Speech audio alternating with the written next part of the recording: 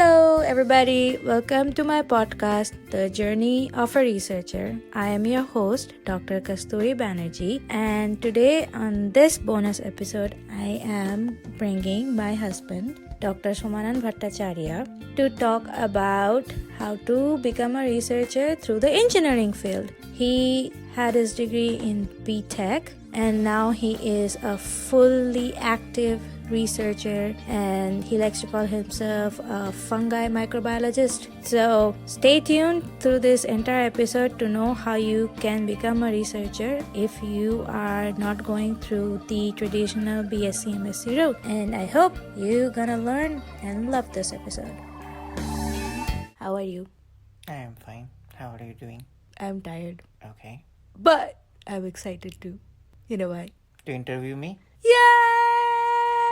Yes, to interview you. Is this an interview? I don't know. You just told that it's going to be a really formal interview. That's why I'm prepared with all suited and booted. I thought we were gonna have a chit chat. As you wish, you are the host. Ah, that's true. Let's start with a chit chat. Okay. Okay, so, ladies and gentlemen, and all my lovely listeners, today we are doing a small bonus episode with the one, the only, my amazing scientist husband, Somanon Bhattacharya PhD, or Dr. Somanon Bhattacharya. Which one do you like? I would rather prefer PhD. Okay, Somanon Bhattacharya, PhD. Because if you say Dr. Somanon Bhattacharya, people tend to get confused between a real doctor and a PhD doctor. Yeah, we are kind of the pseudo doctors. We are more behind the scenes, but we are still performing what a real doctors Yeah. do. Okay. So, how is your life going as a researcher?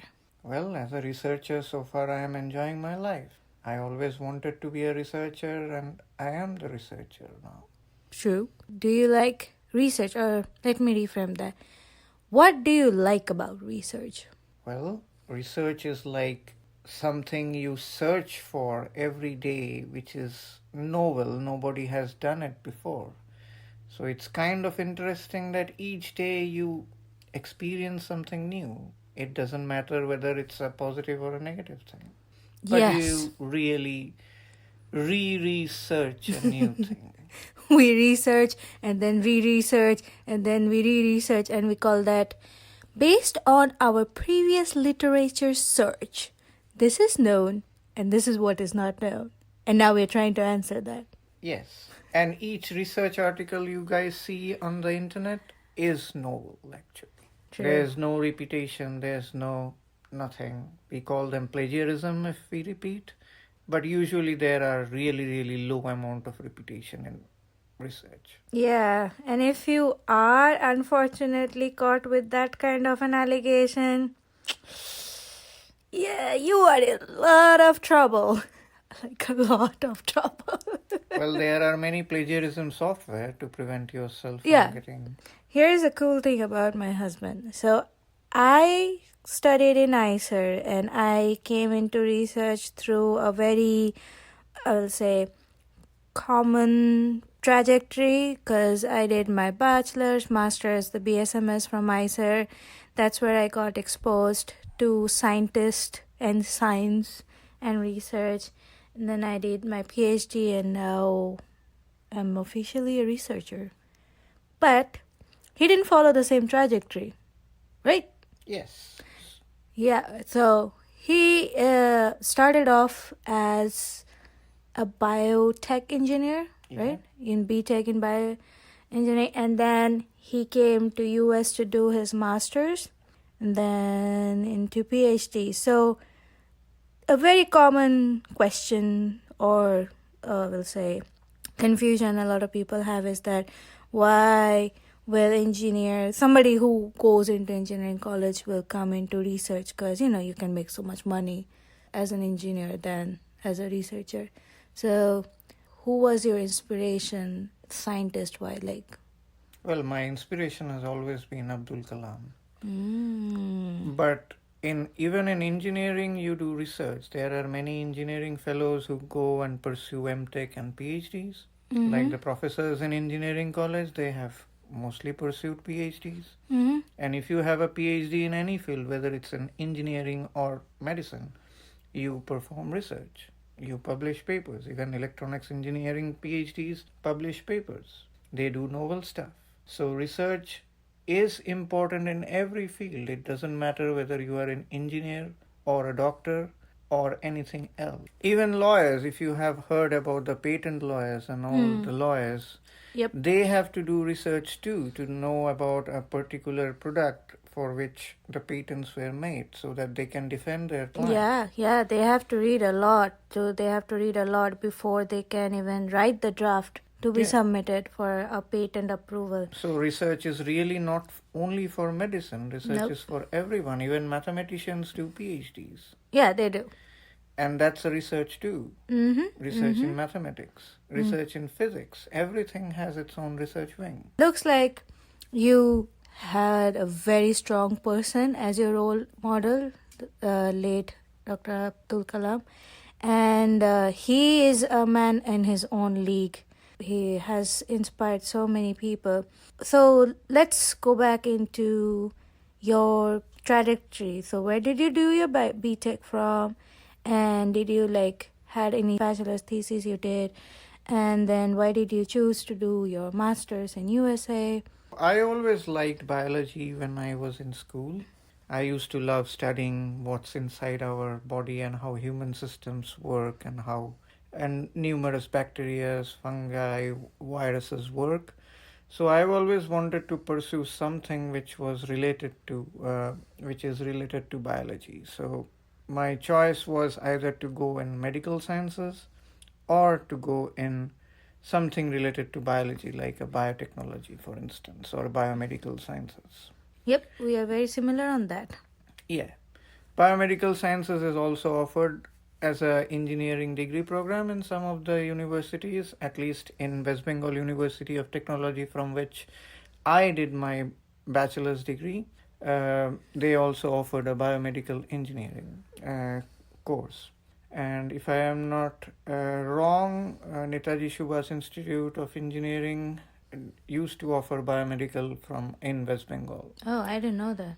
Yeah, a couple of my friends did their bachelors from there in biomedical sciences. Interesting. So then after giving my joint entrance examination, which is the entrance to get into engineering colleges in West Bengal. We all gave that. I ended up in Heritage Institute of Technology, which is under West Bengal University of Technology, and I am not sure whether they have changed the name of West Bengal University to something called Maulana Abul Kalam Azad or something. They keep on changing. But it used to be West Bengal University of Technology, and Heritage Institute of Technology used to be the second most important institute after after IEM. I forgot the full form of it. But Heritage used to be the second most important engineering college affiliated to West Bengal University of Technology.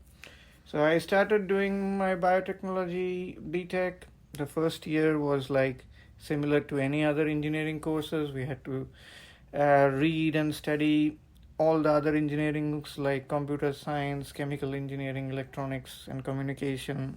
Even had to deal with some programmings that software people do. But from our second year onwards, we were into the core subjects like the microbiology, like genetic engineering and all those stuffs.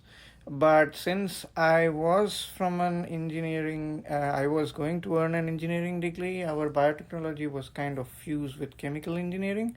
So we had to do thermodynamics, bioengineering stuff. That probably will be really cool things to do, right? Yeah, so lots of calculations, lots of chemistry stuff. But those were interesting too. I used to love them. Thermodynamics was one of my favorites.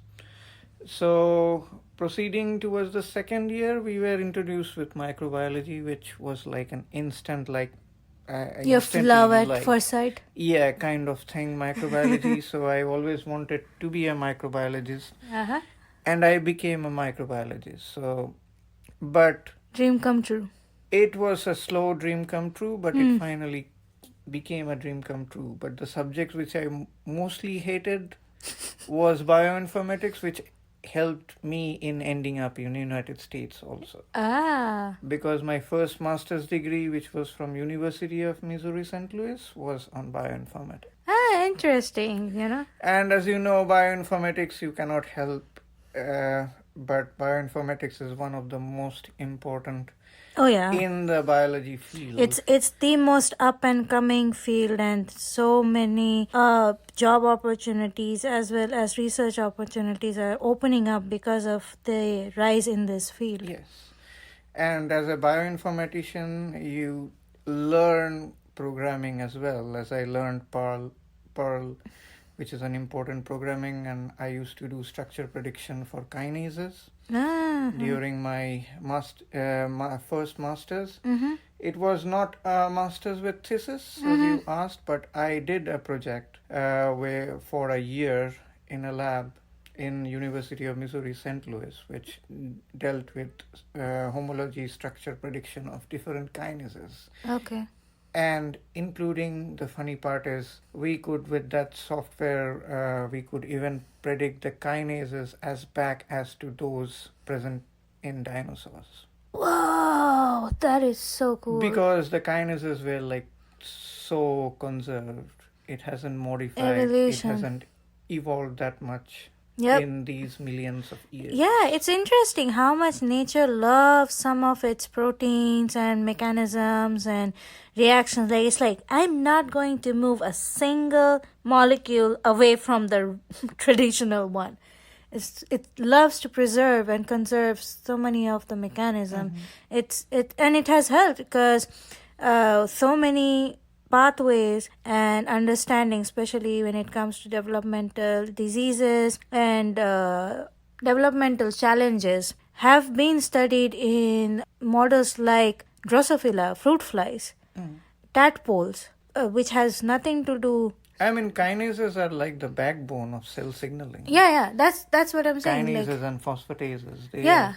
What's that thing our boss says? That nature does not love to change too many things. It loves to use the same principle, just improve it slightly based on organism to organism. I love that quote.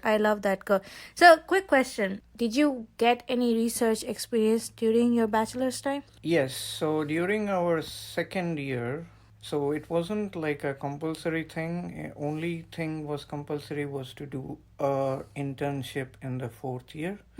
But in the second year, I ended up with a couple of friends of mine to get some research experience outside our curriculum. So we went into this awesome institute in Kudghat, Calcutta, which is Human Genome Institute, where they usually research on tuberculosis patients. Okay. And sometimes on thalassemia patient as well. As you know, tuberculosis and thalassemia are most important diseases in India at present. So we got kind of exposed to research in the second year. And as well as like clinical translational part of it as well. That's cool. We ended up meeting with several tuberculosis patients, and we kind of like performed experiments as to how you detect that a patient has tuberculosis or not. So that probably was your most humbling experience as well. Most humbling experience, yes.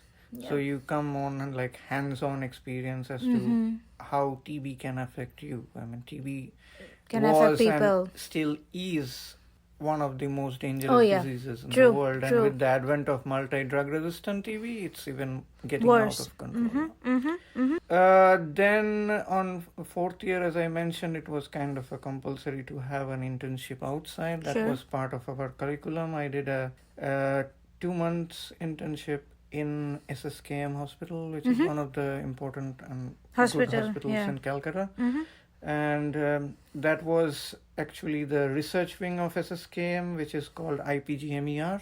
Oh, okay. And there we studied on on how tumors can be repressed through immunotherapy. Oh, so you were doing immunotherapy, or like you had some experience in immunotherapy before immunotherapy became a big thing now? Big thing, yes. This was 11 years back. So it was still in infancy. Yeah. And to know and realize that a concept that is I will say, front runner for cancer treatment right now, immunotherapy, being studied in a hospital in India 10 to 11 years before it became a big deal, shows that how much we don't know about the research that's going on in India. Yeah, and as I said, it was in infancy, but the way it started, it touched me because my mom had breast cancer and she ended up taking chemotherapy. And the side effects of chemotherapy, I have seen her suffer. Yeah. And the way immunotherapy research started, it will less the side effects of chemotherapy. That rationale really touched me. Yep, and it's interesting that you experienced it when you were doing your fourth year project in Bachelors, and years later, my PhD work was on pancreatic cancer immunotherapy. Life has really weird ways of. So it was the thing which I things. did in SSKM was on brain tumor. So we used to, my first exposure to mice was there. Because they used to induce tumor on mouse. Oh, okay. And then treated them with whatever they used to do. So, how easy or difficult was it for you to to make the decision between becoming, like, having a job as a biotech engineer versus going the long way of becoming a PhD, doing a doctorate? So let me tell you, before coming to United States, I worked in Mumbai. I worked as an assistant microbiologist in a well-known company in Mumbai. The head office was in Powai. And I really liked the stuff they used to do. It was kind of unique at that time as well. This was like, again, 10 to 11 years back. And I really loved working over there. And at that time also, the government of India was spending quite a lot of money in biotech. So we were getting quite a lot of money over there. I started loving working over there as a researcher because I was in the research and developmental thing. I was not in the quality control or anything because that company also had the quality control department. So this job that you got in the pharmacy, I think it's a pharmaceutical company, right? It's a pharmaceutical company, Yeah. yes. So how easy was it for you to get the job? Was it like a campus placement? Did you look for it? How did No, it was not a campus placement, sadly. I looked through internet. So, no, that's a great thing because, one of the biggest concern that I have received from a lot of students who are interested in research is that a lot of companies don't come to ICERs or other research institute for campusing, and of course not everybody wants to do a PhD. They want to become, like you did, like a research assistant microbiologist in a company and stuff like that. So to know that your job was not kind of handed to you through the campus placement, but you looked for it. So would you elaborate on that, for those people who don't want to do PhD? At least 10 years back, it was a sad reality that private institutes only were being visited in campus interviews by software companies. Very rarely a core field for biotech or a chemical engineering used to come and recruit them over there. But there were many websites, like job seekers websites like monster.com or anything similar, used to help a lot. So you can end up looking for jobs over there if you are not intended in going into software companies. Because software companies during those times used to hire from any department. They didn't care about. I think it's still true today. Yeah, it's still true today probably, but at least 10 years back they used to hire from anywhere. They didn't care whether you are from a biotech or a computer science. They used to recruit as long as you have a B.Tech degree. Oh, wow. So, for instance, in my department in biotechnology, Wipro took like 27 people out of 60. Oh, wow. And biotech had only small experience of computer science. That's true. So So you said you looked up on a website. So I believe you looked like in Indeed.com and Monster.com Yes. and you found the job Mhm. listing.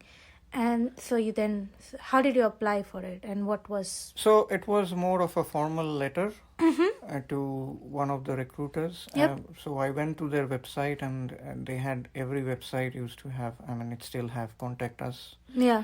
And I just wrote a letter to them, and they contacted me. Yep. And I sent them CV, and they did a telephonic interview first. Okay. And then probably they did a Skype. Okay. Yeah. But in those days, I mean, I can understand. Yeah, the Skype internet was connection really was fantastic. pathetic, but it worked out. Yeah. So this is like in 2008, 2009. Yeah. So basically, when I joined ICER, that time, this is how you got your job. And I believe for a couple of years that was the process, because once the government started investing money, like in making ICERs and building up the ISC Bachelors program and other institute, the companies also started getting a boost, something that you experienced while you were working there, that the companies were getting a lot of money and support from the government.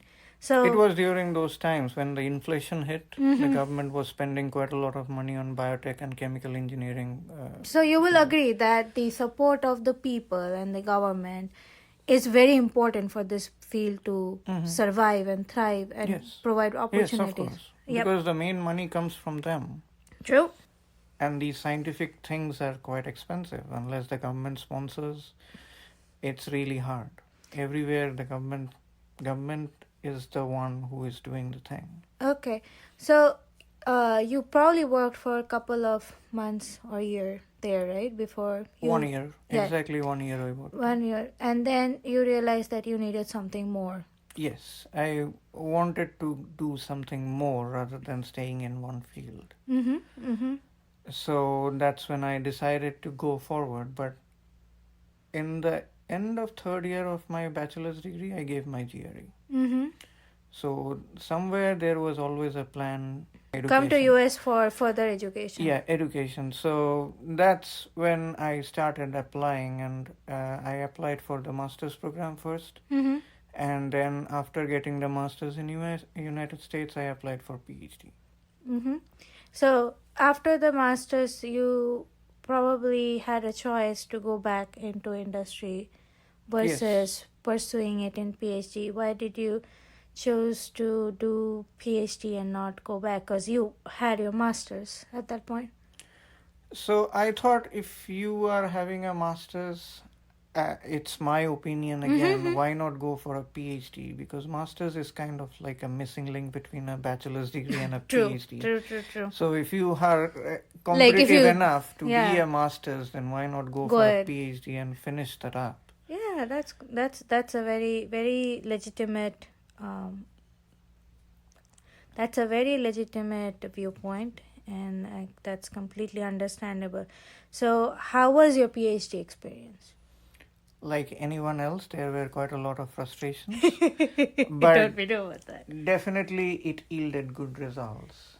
It's not like it was a total, like, you will never repent of doing a PhD. So I believe yours was also like a year of courses, and then you had to give candidacy. Yeah, year of courses, then candidacy was there. So you have to pass the candidacy. The good thing about the university I did my PhD on, after you pass the candidacy, they give you the master's degree again. Oh, okay. Just in case if you don't want to pursue further. PhD, or you like somehow back out, or somehow something happened in the future and you couldn't finish PhD, you get another master's degree. That's a great blessing to have, because you are not wasting your 2-3 years in that way. So the first year was basically coursework, and second year was like more of not only first year was coursework, we had to do lab rotations in 3 different labs. And it doesn't mean that you have to select a lab from those 3 labs you rotated. Like I rotated in completely 3 different labs, but ended up getting into some other lab.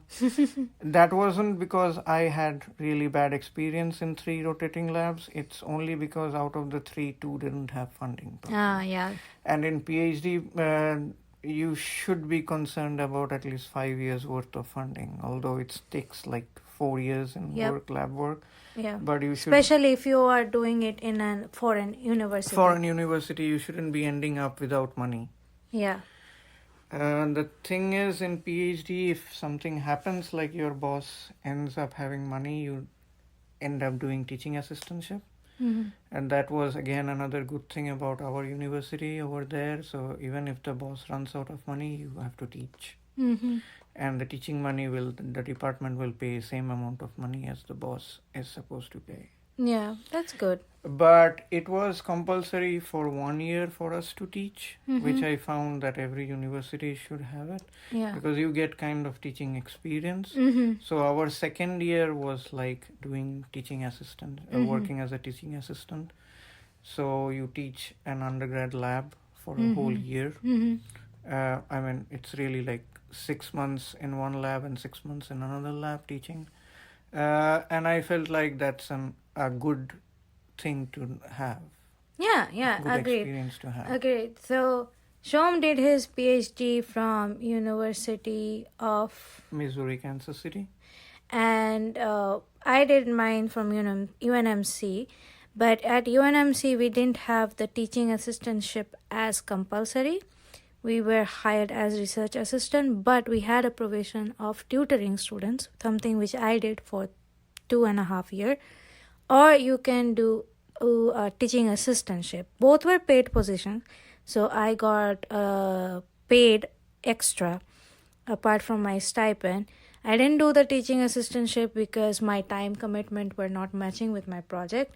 But I did love doing tutoring. And I absolutely agree with you that teaching students, especially the master students, helps you in even building up your background strongly because you relearn the things and you realize that there are so many things. Even the undergrad students. Even undergrad, yeah.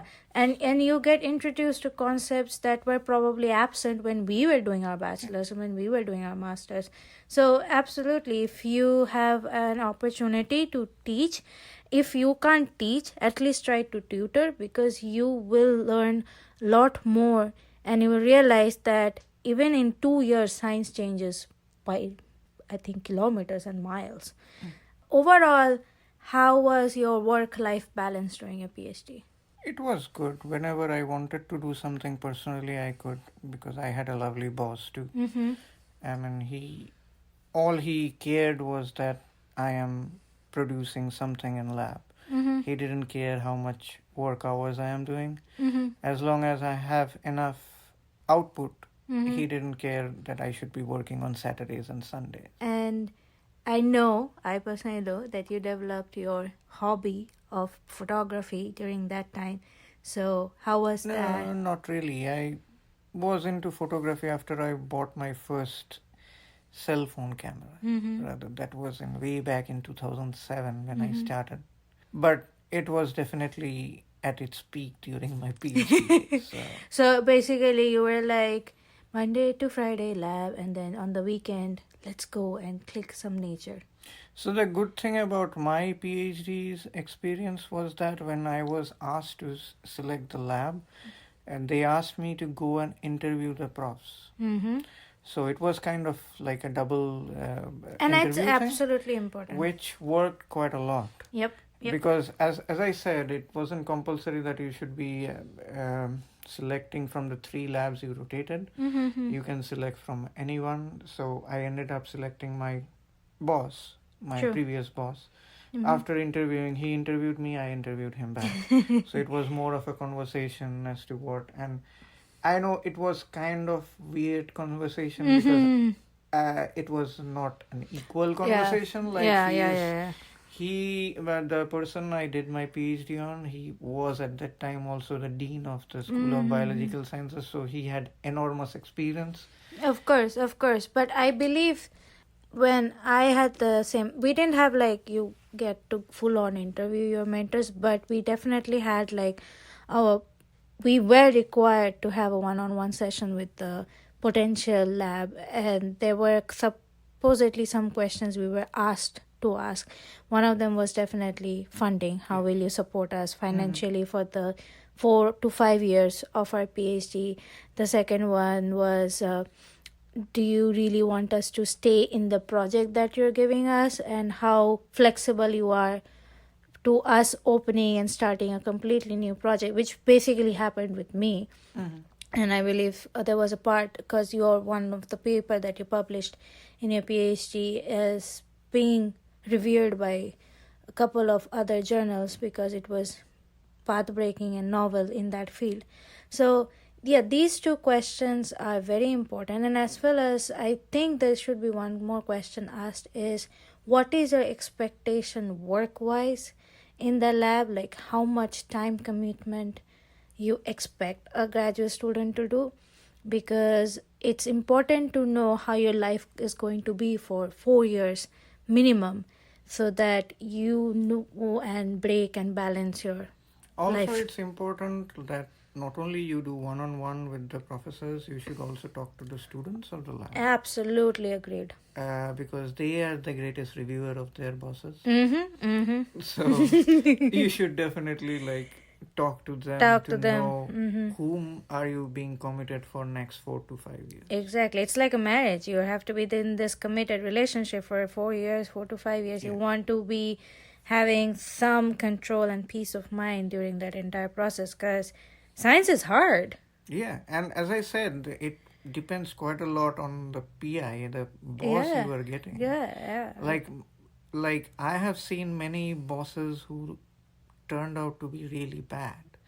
They won't defend their students during the committee meetings. They will just say you should be knowing that, and put them under the bus, throw them under the bus. I mean, but my boss was always in defensive mode. True. He always used to defend me. So after PhD, did you try exclusively for postdoc, or you were looking for other job positions as well? No, I exclusively tried for postdoc because I thought I need a little bit more experience to get into the job market. So that's why I was looking for either an industrial postdoc or an academic postdoc, which both would have given a similar, not similar, I mean kind of similar experience. So when you were looking for your postdoc lab, let's just say, what was the most important question or requirement you had when you were looking for that postdoc position? Because there are so many labs, but you were not definitely applying to everybody, because that will be ridiculous. No. So first thing and foremost important thing, it should be that the research interest of the lab should match your interest. That's an important thing, because again, in postdoc you are committing for another 3 to 5 years maybe. Sure. So you are committing to a person for that long. You should be loving the thing you are going to do. So I would suggest that since by the time you are looking for a postdoc, you are already quite experienced, and because you are almost getting a PhD, you should be knowing most of your field. So that's how you should be knowing. So what about you? What's the first most important thing you should be knowing? For me it was a little bit different, because I changed my field. You know that I was in cancer and now I am in infectious diseases. But I will say overall, through my master's to my PhD to my current postdoc, my general theme was immunology. I wanted to do my work in immunology because that is the base for any illnesses. If your immune system is messed up, you are going to get sick. Your body will not be able to overcome the disease. It doesn't matter what is making you sick. If it's cancer, if it's diseases, if your immune system is not doing its job, you are going to suffer, and a lot of time you're going to die. So that has been my overall quest or search throughout all the projects I did. But when I was doing my immunotherapy work, I realized that I needed a little bit more deeper foundation in immunology. And the best way to get that was doing a project in infectious diseases, because that's where the birth of immunology truly happened. That's where people were understanding all the how B cells works, how T cells work, etc., etc. They were all trying to understand with respect to infectious diseases. And as they got more and more understanding, they tried to apply to other fields like cancer immunotherapy. So for me, it was a more smarter or easier decision to go and change into a field where I get to do more in-depth immunology and get my foundation stronger, and then go back and basically explore what are my options work-wise, than just stay in cancer immunotherapy where I feel like I still don't know enough to build a project of my own or like branch off on my own. So it was definitely a very I will say interesting as well as difficult time. But as you said, that one of the important thing was how are the people in the lab feeling with the project, because there are also so many different types. The main thing was I knew that the lab is doing more immunotherapy like antibody research, so that was something I wanted to really learn. And then I heard you talk about your boss. You were very, very, very satisfied with her. And then I talked with other people. They were very satisfied with her. And I love the fact that when we had our interview, she asked me, where do you see yourself in 5 years? And what do you want to take from this lab? Which was something very important for me, because I knew at the moment that she was thinking about my future. So that is something you want from your mentor, because she has already reached where she is right now, but she is more focused on where I want to go. So I think the balance of the work that already was proposed and the content and happiness of the people working under her and the conversation I had with her was definitely the main reason why I'm doing postdoc in this field and in this lab. Yeah, also you should be looking at the funding as Yeah, well. definitely. Funding is another important thing. As I Yeah, said, yeah, you yeah. are committing for 3 to 5 years. Yeah. And in postdoc, the funding is really, Extremely really important. So, Yeah, and I don't think for postdoc usually the hiring advertisement is given if there is no funding in the lab, because this is more of a job than a training. sometimes they have funding for 2 years. Yeah.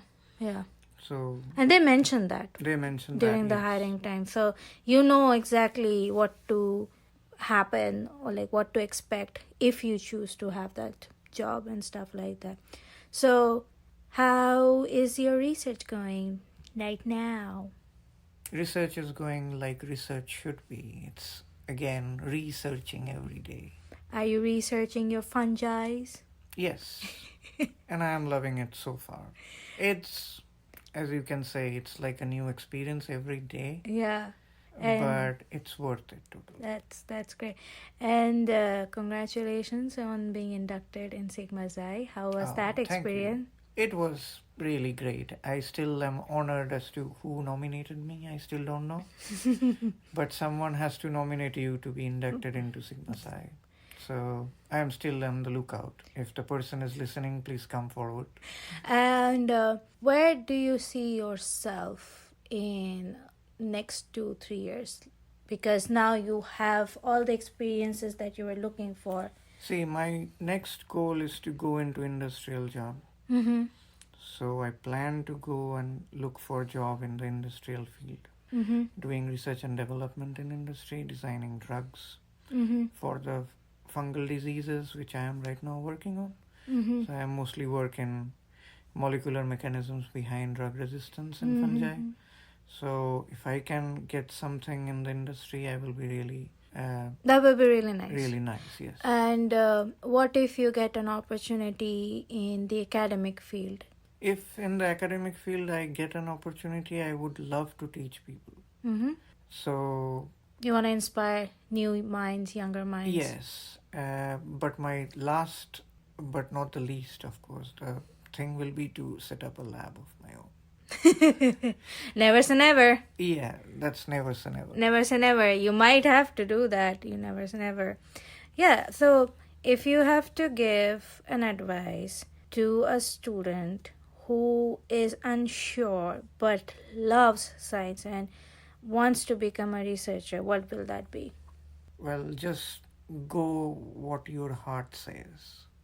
If you really want to pursue your knowledge in science, go for PhD. But just don't go for PhD for the sake of getting a doctorate degree. Just love the subject and go for PhD, because PhD is hard. It's the highest level of degree so far we know, and it really makes you work hard to get it. Yeah, it transforms you. So just don't think like to get that doctor written in front of you, just don't dive into PhD. If you really, really love research and really, really love science, you should definitely go for PhD. And what is your viewpoint about someone who wants to do research but doesn't want to do PhD? How should that person? That person can still pursue with a master's degree. They can go into research. Yeah. They can become basic scientists. Yeah, and with your experience that you had, something I didn't know, the fact that you were able to find an employment through yourself without a campusing help and support from your university suggests that there are jobs available, and Yes, there if are you look definitely for jobs, it yeah. and you're a good fit for it, Yes. you can actually find a job. So Yes. no, don't need to worry, you will Yeah, be if employed. you just don't get like too much into glamour with the software engineering part. We should not roast a field. No, I am not roasting a field, but it's quite a glamorous It thing is to true. have. It And is true. They give you lucrative packages to start with. But if you really, really do love science, then proceed forward. You will get the benefits. Yeah, you will definitely find companies, job openings in pharma companies Yeah. or biotech companies, and you can basically look for the job that you want, get interviewed, give your best shot, and there is a good chance you will get it in the end. Yeah, that's a really good advice, because I didn't have that experience, so that's why I brought my husband in. He is the other way to become a researcher. He started as a B.Tech engineer, and then he had a job and he worked in a company, and then he later moved on, did his PhD, and now he is very content as a researcher. Yeah. Yay! Okay, so that was a small bonus episode that I wanted to do because I know a lot of people wants to know what to do after finishing their bachelor's or master's from anywhere, and I thought that this alternative perspective will help everybody, and it's always nice to talk to you because you explain things really And I well. think you like touched on the GATE and everything. If you are a B.Tech, you go for M.Tech with GATE. Yeah. And in biotechnology, you can get M.Techs from anywhere as long as you have a good GATE score. Yeah. And IITs are doing great job, and NITs are doing great jobs. I don't know whether ICER falls under GATE or not. No, I think we fall under GATE for PhD, but we don't have a tech degree. Yeah, but IITs do. IITs And I do. know IITs M.Tech is really, really good. Oh yeah, they have a really fantastic research facility as well. Like Yeah. anybody wants to I have mean, that. it's one of the best True. university in India. Well, that will be it for today. It is always nice to have you, and I will bring Shom to the podcast time and again if you guys have any specific question, especially on the conversation about how to choose your PhD guide and things to look at, because we had a slightly different experience in our PhD program, and I believe that you guys will love that perspective. Other than that, episode 3 on internships is gonna come soon. In the meantime, please enjoy this episode. If you have question, you know where to send it to the Facebook page of my podcast, The Journey of a Researcher, and please like the page, rate the page, review the podcast on all the platforms that there is, iTunes, Google Podcasts, Spotify. And if you don't have any of those and love YouTube, this episode will also be available on YouTube. So please be a part of the family, subscribe to the channel so that you can avail them. And I will see you guys the next time. Bye!